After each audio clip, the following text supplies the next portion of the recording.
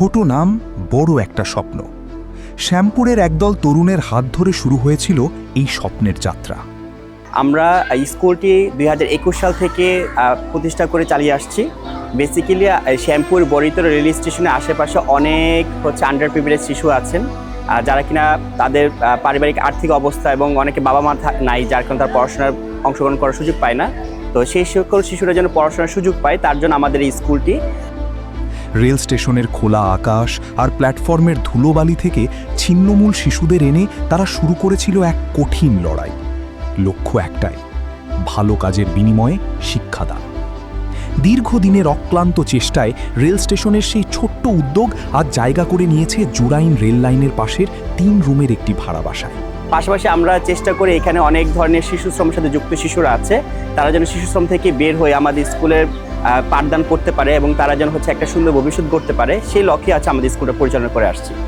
এই স্কুলের অধিকাংশ শিক্ষার্থী রেল লাইনের পাশের বস্তিতে বেড়ে ওঠা শিশু। কিন্তু গত মার্চে ভয়াবহ এক আগুনে পুড়ে যায় সেই বস্তি।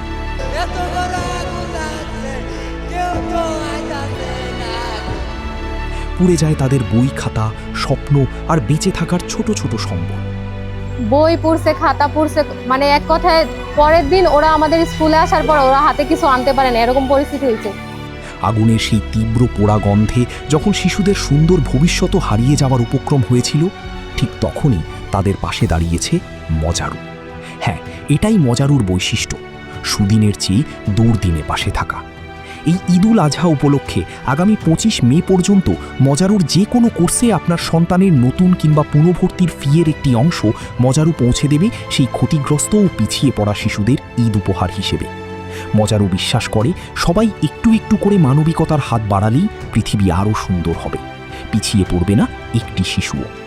আপনার সন্তানের ভর্তি ছড়িয়ে দিতে পারে একটি শিশুর ঈদের হাসি।